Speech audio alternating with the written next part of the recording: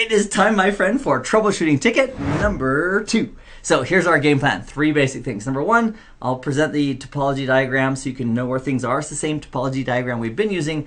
I'll present the problem, and then after you pause the video and work on this lab yourself in the virtual labs here at CBT Nuggets, then I'd like you to resume the video, and I have a special guest presenter, CBT's own Knox Hutchinson, who's going to do his walkthrough of this troubleshooting exercise. Let's take a look at the topology.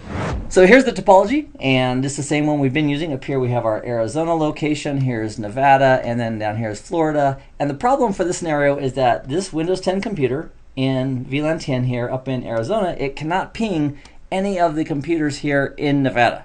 Your mission, should you choose to accept it, is to identify why that's happening and then correct it in the virtual lab. So go ahead and pause the video right now, click on the link for the virtual lab, and enjoy the troubleshooting exercise. Boo! I got a question for you. Did you pause me? I really feel it's important for us to pause here and actually do the hands-on practice before we watch Knox go through the walkthrough of the solution. So enjoy the lab, and in a moment we'll take a look at the walkthrough from Knox Hutchinson from CBT Nuggets.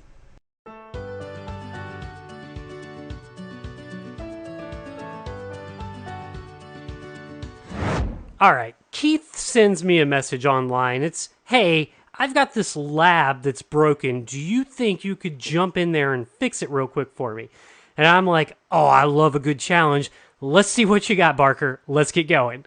All right, let me preface this by saying I don't know anything about this lab. I have no clue what he's got in store for me here. I have no idea what I'm jumping into. Haven't seen the topology. Nada, nothing, zilch. And in about 10 seconds, I'm going to be firing this thing up, and we're going to be seeing what it is that I've gotten myself into.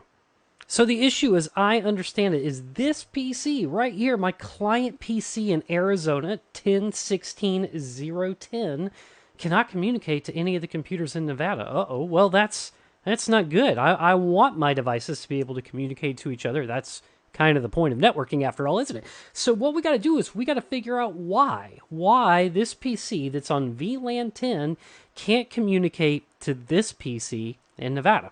So let's take a look at just this diagram, this topology that we have here. All right, I know I'm in VLAN 10. I see this diagram here says we've got a VLAN 10. This is the subnet that I'm working with, 10.16.0 with a 24-bit subnet mask. Now I've got 2 layer 3 core switches. I see a redundant link between them here. And immediately I can tell that we've got a IP address of 1 and an IP address of 2, respectively, for core 1 and core 2. Now, just looking at this topology, it seems like my route to Nevada is going to go layer 2 through an access switch up to core 1, and then from here, it could either be routed or it could be layer 2 to this router. I'm guessing this is going to be a routed connection right here at core 1. It's going to send it up to the R1 that's in Arizona, and then over here, over a Metro E to R2 in Nevada, then through the switch to here. So let's start getting a lay of the land. It says my core 1 is my IP. Let's jump on the client PC and figure out what my default gateway is and if I have connectivity there, and we'll take it from there. All right, cool. Let's clear the screen, minimize that. All right. And let's get a little sanity check going. Let's just fire up command prompt and take a look at what we've got. Okay, I'll give it an IP config. All right, well, what is this network speed test? Okay, I don't know what that's all about. Okay, my default gateway, 10.16.0.1. If I bring up the topology one more time, yeah, 10.16.0.1 is my core 1 switch, right? I can see that diagrammed here in the VLAN 10 section. So let's see, can I ping my default gateway? Great way to just start off. I can ping my default gateway. That's a great sign right out of the bat. Now, can I ping Nevada? 10, what was it again? 16.8.101? 16.8.101. There we go. Something's going on 10.16.6. Well, where was 10.16.6? Ah, right here on that router. It's something's going on, I'm guessing, with R2 Nevada. So just to make sure that I'm not going crazy, I'm going to make sure that I can get traffic all the way up to that router. 10.16.6.6, was that it? Ah, nope. Reply from 10.16.6.5. 10.16.6.5 is my R1 in Arizona, so I'll make sure I can ping that interface.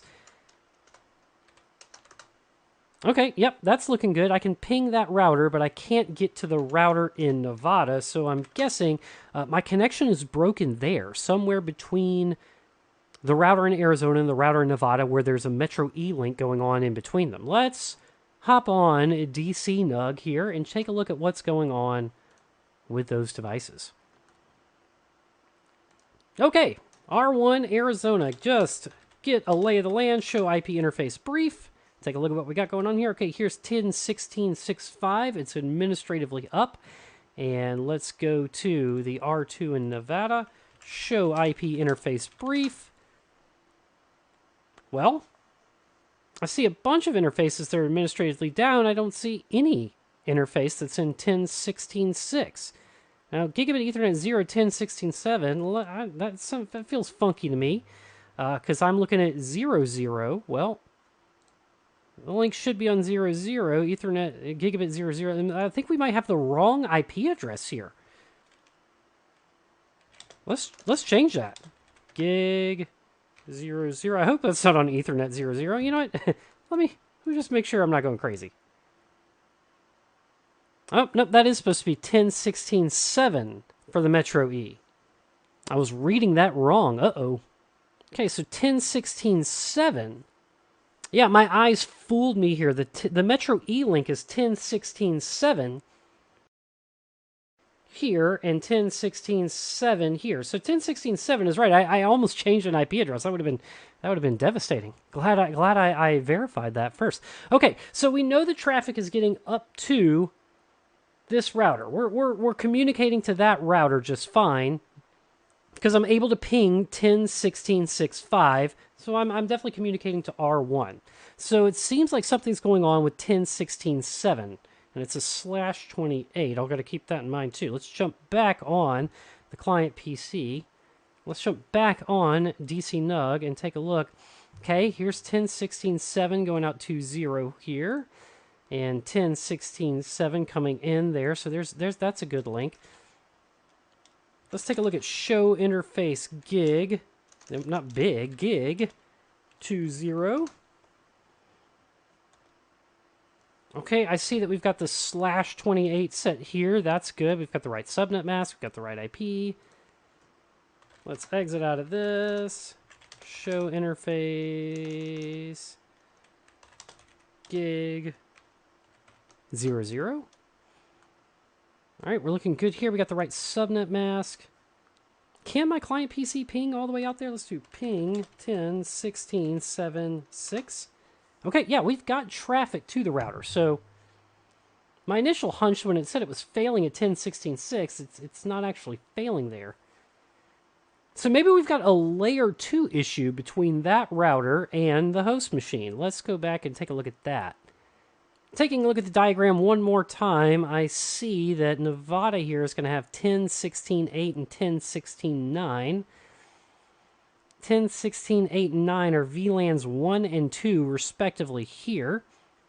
So let's take a look at what we got going on with gig 10 on the router and gig 33 on the switch. Let's do show gig interface gig 10. Do a show IP interface brief one more time. Okay, I do see that we've got sub interfaces going on here. Let's see if I can take a look at those sub interfaces. I see that those interfaces are up. Now, what I want to check really is I really want to check and see if something's going on with the switch, because now my gut instinct is telling me that there's something going on with the switch. Let's do show interfaces trunk, because I'm betting this is going to be a trunk port going up.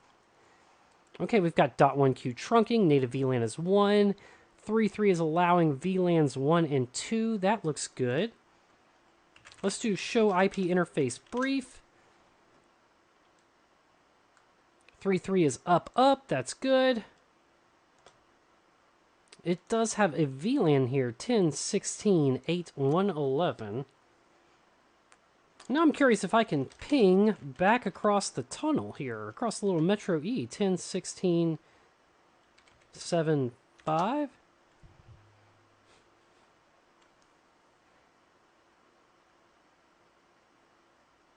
Oh, something's definitely broken there. I wonder if we've got some routing issues. Let's do show IP route.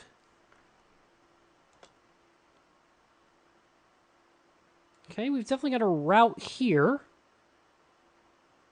Back to 10.16.6.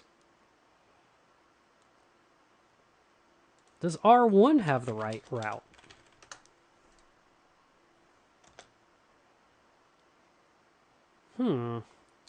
We have a statically set, directly connected route. It's also more specific with a /25. But that null 0 doesn't seem like that's the right thing. If I bring this up, is it... No, it's not supposed to be a /25 at all. So here's what I'm going to do. I'm going to wipe that route out. No IP route 10, 16, 8, 0,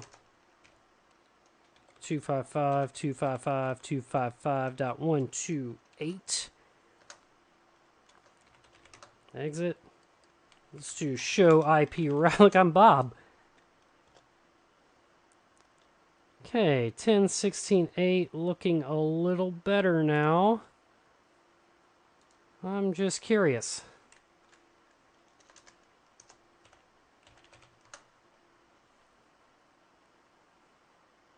Hey, look at that.